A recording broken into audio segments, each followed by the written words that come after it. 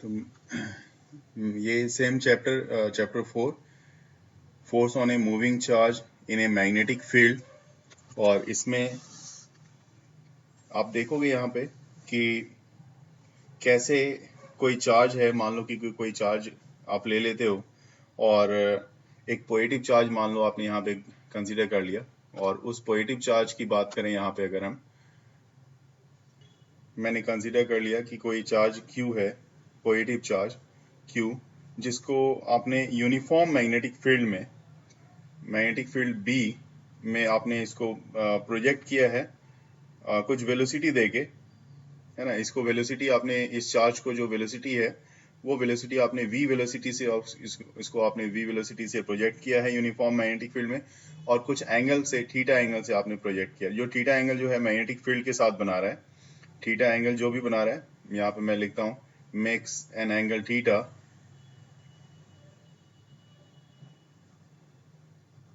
With b।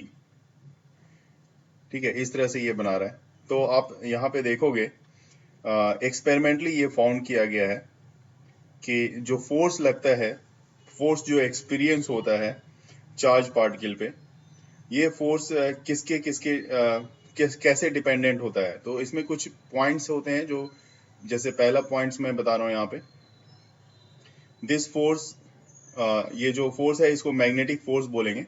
This force is directly proportional to the magnetic field, and this force is directly proportional to the, this magnetic force is directly proportional to the charge, and this force is also directly proportional to the v sin theta। सबके directly proportional होता है। तो ये जितने भी equations यहाँ पे हमने लिया हुआ है, इस सबको अगर कंबाइन किया जाए तो कंबाइनिंग द एबव फैक्टर्स, यहाँ पे देख लेते हैं, अगर कंबाइन करके देखें अगर पूरे फैक्टर्स को, तो क्या हमें देखने को मिलता है।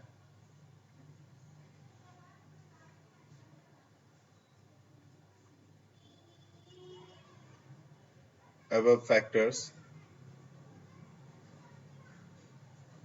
we get F directly proportional to B Q and V sin theta। तो B Q V sin theta, और ये प्रोपोर्शनलिटी को अगर आप रिप्लेस करोगे तो इस जगह पे आप K ले लोगे। तो दिस वन इज F, जो मैग्नेटिक फोर्स है, magnetic force F equal to आपका क्या होगा, Q K Q V B sin theta. तो इस तरह से ये फोर्स का निकल जाता है। और ये भी ऑब्जर्व किया गया है कि जो कांस्टेंट यहाँ पे लिया गया है K, उसकी वैल्यू क्या होती है, उसकी वैल्यू एक यूनिटी होती है। तो अगर यूनिटी इसकी वैल्यू है तो डायरेक्ट आपका फॉर्मूला जो आएगा F equal to Q V B sine theta. तो ये मैग्नेटिक फोर्स का फॉर्मूला आपके पास यहाँ पे आ जाता है। अब देखना है कि किस एंगल से फोर्स काम कर रहा है, एंगल फोर्स किधर लग रहा है, और मैग्नेटिक फोर्स की डायरेक्शन क्या है। ये सारी चीजों को देखने के बाद अब हमारी बारी है कि उसको भी समझ लिया जाए। तो इसको समझने के लिए मैं यहाँ पे एक डायग्राम ड्रॉ कर रहा हूँ अच्छा सा। तो डायग्राम देखेंगे पहले। देखिए यहाँ पे मैंने क्या दिखाया है कि ये जेड एक्सिस है, ये वाई एक्सिस है, और ये एक्स एक्सिस है। तो ये सब एक दूसरे के परपेंडिकुलर होते हैं, ये तो हमें पता है। तो जो आपका जेड एक्सिस है, इस डायरेक्शन में क्या लगेगा वो भी देखेंगे। फिलहाल मैं वाई एक्सिस में जो मैं ले रहा हूं, तो वाई एक्सिस में मैं आपको दिखा दूं कि ये वाई एक्सिस में आपका मैग्नेटिक फील्ड है, बी है। बी किस डायरेक्शन में, मैग्नेटिक फील्ड वाई एक्सिस में है।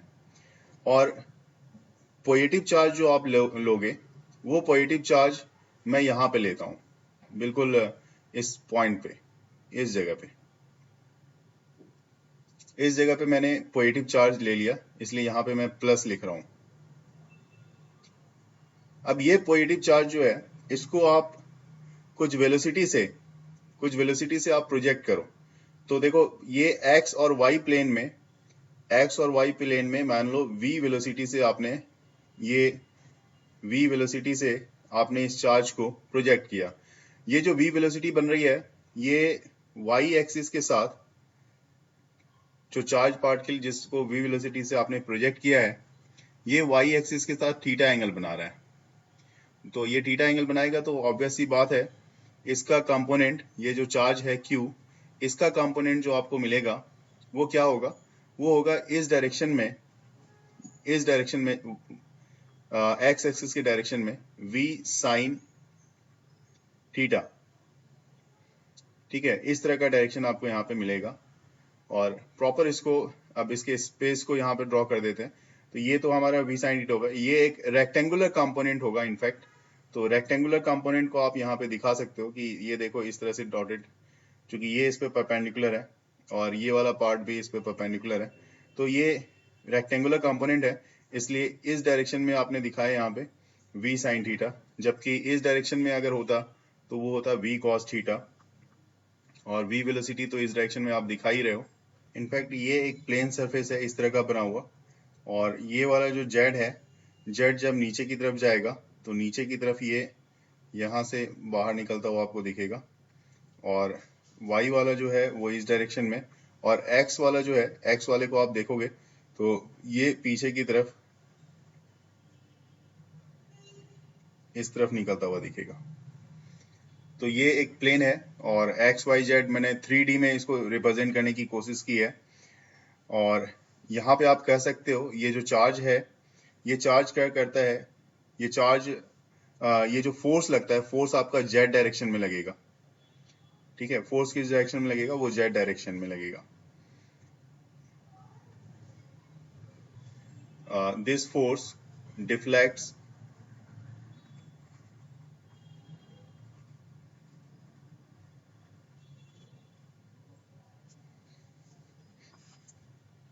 the charged particle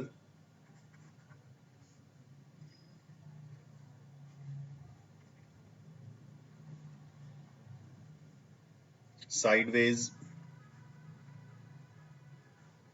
and called magnetic Lorentz force. Lorentz जो है वो साइंटिस्ट का नाम है, तो इसलिए उसी के नाम पे ये फोर्स का रखा गया नाम, तो मैग्नेटिक लॉरेंज फोर्स। और आप देख सकते हो यहाँ पे कि जो फोर्स है, ये फोर्स परपेंडिकुलर है किसके? तो B के, और V साइन थीटा यहाँ पे आप देख रहे हो, ये दोनों के। तो ये, लेकिन ये जो फोर्स है B और V दोनों के ही परपेंडिकुलर है ना? तो फोर्स जो F है आपका, this force is perpendicular to V velocity and B magnetic field. तो इसको आप कैसे एक्सप्रेस कर सकते हो? इसको आप इस तरह से भी आप एक्सप्रेस कर सकते हो, क्रॉस प्रोडक्ट के फॉर्म में, क्रॉस वेक्टर प्रोडक्ट जो होता है उस फॉर्म में। F इक्वल टू Q बाहर ले लो आप, और V क्रॉस B, इस वे में भी आप इसको प्रोजेक्ट कर सकते हो। ठीक है, सबकी डायरेक्शन तो यहाँ हमें पता ही है किस किस डायरेक्शन में है। अब इसमें कुछ स्पेशल केस की बात कर लेते हैं। तो स्पेशल केस कहने का मतलब आप देखो यहाँ पे कि अगर स्पेशल केस में आप v को 0 ले लो, क्या है कि अगर आपके पास v इक्वल टू 0, अगर v 0 हो जाता है, क्योंकि फॉर्मूला ही आपका क्या है, F equal to Q V B sine theta, magnitude of force के फॉर्मूले के पॉइंट ऑफ व्यू से देखा जाए। और अगर आप इस केस में यहाँ पे बोलोगे कि नहीं v को आप 0 कर दो, तो ऑब्वियस सी बात है कि पूरा का पूरा फोर्स ही 0 हो जाएगा। तो फोर्स 0 हो गया। फोर्स अगर लगेगा नहीं इस पे, तो ऑब्वियस सी बात है जो चार्ज पार्टिकल है वो कोई फोर्स अगर एक्सपीरियंस नहीं करेगा तो कोई मोशन होगा ही नहीं, है ना? स्टेशनरी रह जाएगा वो charge particle. Yes sir. Case 2 अगर आप देखते हो, देखो केस 2 देख लेते हैं हम लोग। केस 2 क्या है? अगर आप थीटा इक्वल टू 0 ले लो, इस बार केस 2 में अगर आप थीटा इक्वल टू 0 लेते हो, तो 0 और इवन 180 डिग्री भी अगर ले लो, तो कॉस, यहाँ पे साइन है, कॉस नहीं है, साइन है। तो साइन 0 या साइन 180 दोनों ही के केस में 0 हो जाता है। तो ये अगर 0 हो गया, ये भी टर्म 0 हो गया, तो फिर से फोर्स 0 हो जाएगा आपका। तो इस केस में भी फोर्स आपका 0 मिल रहा है। इसका मतलब है चार्ज पार्टिकल पैरेलल अगर आप प्रोजेक्ट करो, मैग्नेटिक फील्ड के पैरेलल भी प्रोजेक्ट करो या एंटी पैरेलल प्रोजेक्ट करो, तो दोनों ही हाल में फोर्स क्या होना है, 0 होना है। केस 3 अगर हम देख लें कि अगर थीटा इक्वल टू आप 90 डिग्री की ले लो, ठीक है, थीटा इक्वल टू 90 डिग्री, तो 90 डिग्री की केस में यहाँ पे फोर्स आपका मैक्सिमम होगा, जो कि F equal to Q V B sine 90 degree लोगे आप, और साइन 91 होता है तो F इक्वल टू आपके पास आ जाएगा क्यू वी बी। तो चार्ज पार्टिकल जो है यहाँ पे जो आपने प्रोजेक्ट किया है वो मैक्सिमम फोर्स यहाँ पे एक्सपीरियंस करेगा जब इसको आप परपेंडिकुलरली मैग्नेटिक फील्ड के परपेंडिकुलर अगर आप इसको प्रोजेक्ट करोगे। तो देखो इसमें यहाँ पे आपको क्लियर है, ये जो थंब है, ये थंब की डायरेक्शन से साफ पता लग रहा होगा आपको, ये मैग्नेटिक फील्ड को दिखा रहा है थंब, और Yes, sir. करंट ये जो मिडिल फिंगर है इस दोनों के बीच का, एक तो पूरे इसमें जो आपका मिडिल फिंगर ये है, इसमें फोर्स को ये रिप्रेजेंट कर रहा है, और इस दोनों के बीच जो ये वाला मिडिल फिंगर है ना, इसको ये करंट को रिप्रेजेंट कर रहा है। तो इस तरह से इसकी रिप्रेजेंटेशन है और इसी बेसिस पे हमें पूरा देखना भी है। और यहीं पे जो आई देख रहे हो, बहुत बार क्या होता है कि जो करंट आप देख रहे हो यहाँ पे आई, ये फ्लेमिंग लेफ्ट हैंड रूल ही है ना? सही है या गलत है, जरा देख के बताओ मुझे। सही है सर। देखो बेटा मैं बता रहा हूँ सर आप आपको, भी बताइए। इस जगह पे ये जो आप देख रहे हो ना, ये जो मैग्नेटिक फील्ड है ना, यस सर। इस डायरेक्शन में एक्चुअली थंब की डायरेक्शन में आपका फोर्स होता है। Yes sir, force magnetic field हाँ, करेंट। फोर्स, और ये होता है इस डायरेक्शन में आपकी होती है मैग्नेटिक फील्ड बी, है ना, इस डायरेक्शन में आपका बी होता है जिसको आप मैग्नेटिक फील्ड बोलते हो, और इस डायरेक्शन में जो होता है आपका वो होता है करंट, होता है ना। Yes sir. तो ये अप्लीकेबल होगा, ना कि यहाँ पे जो ये लिखा हुआ है इसको आप कंसीडर कर सकते हो। और आप बोलते भी हो, जैसे इसको याद रखने के लिए, फादर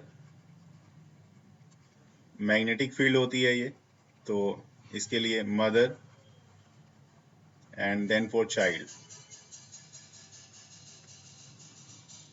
तो फादर मदर एंड चाइल्ड इस तरह से याद रखेंगे, फोर्स मैग्नेटिक फील्ड और करंट। अभी तो देखिए लॉरेंज फोर्स क्या होता है, ये होता है इनफैक्ट जो कॉम्बिनेशन होता है ये इलेक्ट्रिक फोर्स का और मैग्नेटिक फोर्स का, है ना, दोनों का कॉम्बिनेशन है। इलेक्ट्रिक फोर्स क्या है आपका, तो इलेक्ट्रिक फोर्स एफ ई लिखते हो, वेक्टर भी है, वेक्टर फोर्स है, तो एफ ई इक्वल टू क्या होगा, F E equal to Q into E, ठीक है। और जहां तक दूसरा सवाल है मैग्नेटिक फोर्स, तो इसको मैं लिख देता हूं एफ एम से, एफ एम इक्वल टू क्या होगा, तो क्यू वी क्रॉस बी, जहां की v और b दोनों फोर्स पे परपेंडिकुलर होते हैं, ठीक है।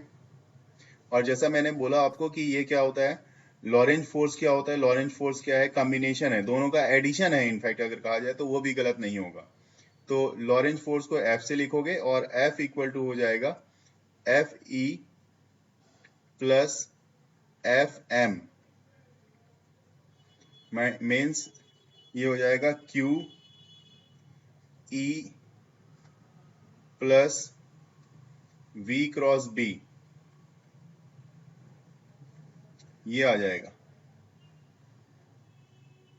इस तरह का। तो टोटल फोर्स, यहाँ पे टोटल फोर्स कौन कौन सा फोर्स है, total force experience by charge particle moving in the region electric where both electric and magnetic field are present, दोनों ही यहाँ पे जो प्रेजेंट होंगे इज कॉल्ड, इसी को बोला जाएगा लॉरेंज फोर्स। बस बिल्कुल में जो आपका पाम है वो क्या करता है, वो देखो फ्रंट पाम को, जैसे राइट हैंड के पाम को आप ओपन करोगे तो ये फोर्स की डायरेक्शन को बता रहा है, और ये जो फोर फिंगर है जो आपका ये दिख रहा है फोर फिंगर, ये बता रहा है मैग्नेटिक फील्ड की डायरेक्शन को, जबकि थंब जो है, थंब बताएगा आपके करंट की डायरेक्शन को। तो दोनों ही रूल हैं, Fleming rule, left hand Fleming rule या पाम रूल, दोनों ही अप्लाई किया जा सकता है इसके लिए। क्वेश्चन आ सकता है आपके पास कि show that the work done by a magnetic field on a moving charge particle is always zero. तो देखिए इसको कैसे शो करेंगे।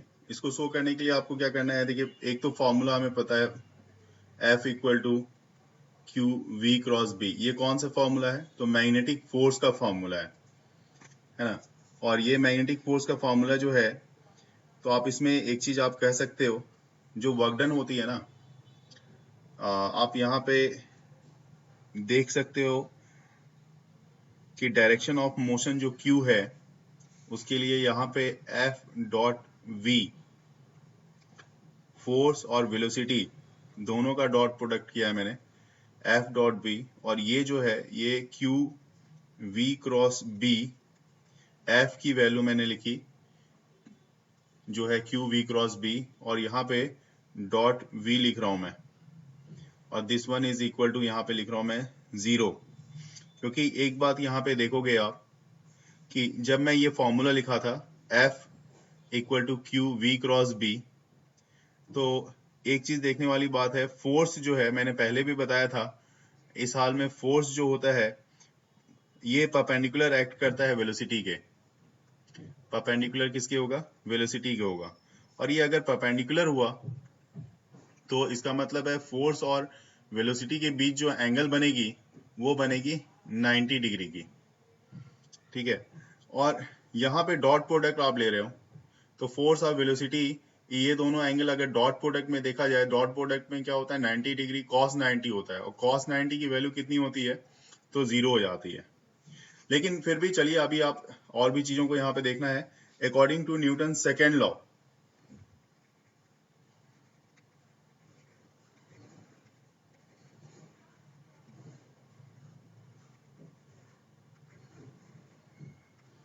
न्यूटन सेकेंड लॉ में आपने क्या पढ़ा है, F इक्वल टू होता है ma, ठीक है, और A इक्वल टू होता है dv बाई dt।